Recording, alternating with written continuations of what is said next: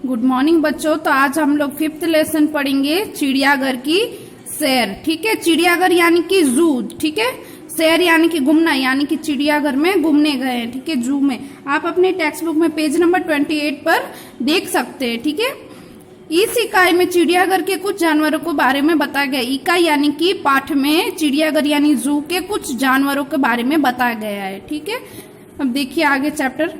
कल गीता अपने दादाजी के साथ चिड़ियाघर गई थी। यानी कि यहाँ पे गीता एक लड़की है जो अपने दादाजी के साथ कल चिड़ियाघर यानी कि जू में घूमने गई थी। उसने देखा कि शेर के पिंजरे के पास बहुत भीड़ थी। यानी कि वो जू में जब गई तो वहां पे पहले वो कहाँ गई, शेर के पिंजरे के पास देखी तो वहां पे बहुत सारी भीड़ थी।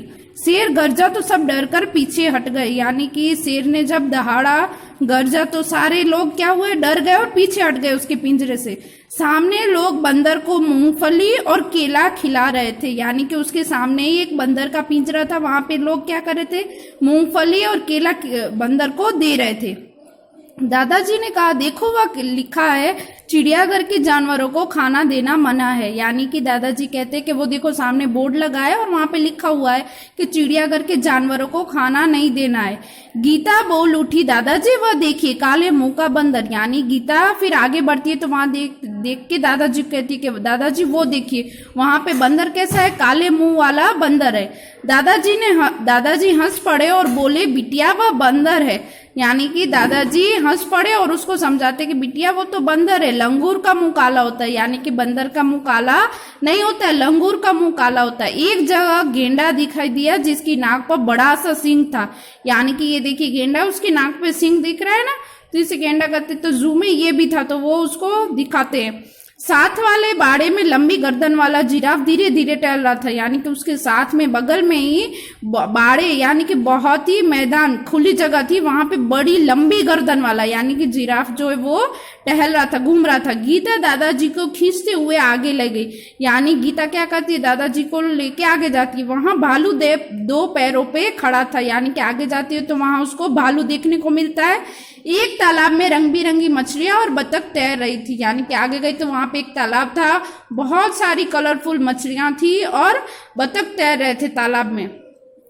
गीता ने दादाजी को दूसरी ओर इशारा करके दिखाते हुए कहा, दादाजी वह देखिए पत्थर चल रहा है। यानी कि वो जैसे ही आगे गई दूसरी ओर देखा तो वो दादाजी को इशारा कर रही थी कि दादाजी वो देखिए वो पत्थर चल रहा है।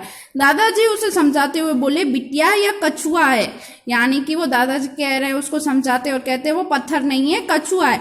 जब इसे डर लगता है तो वह अपनी गर्दन और हाथ पैर अपने खोल में छिपा लेता है। खोल यानी कि उसका कवच है, कछुए का रहता है ना ऊपर पत्थर जैसा कवच, जब उसको कुछ होता है तो वो अंदर घुस जाता है पूरा।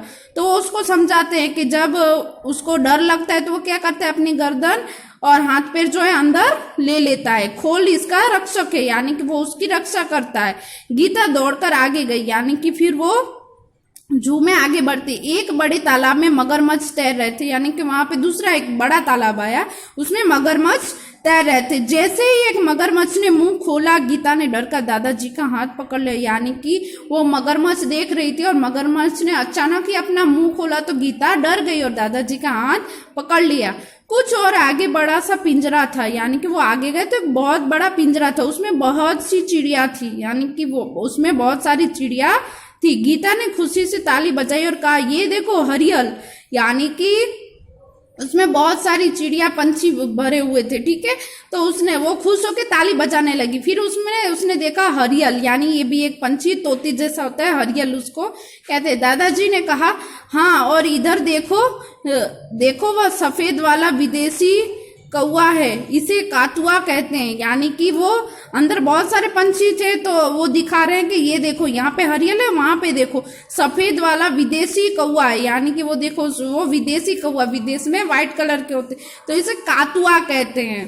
गीता चहक कर बोली, दादाजी कुछ चिड़िया तो हमारे घर के पास भी दिखाई देती है, जैसे ये चिड़िया गोरैया भी बोलते हैं इसको।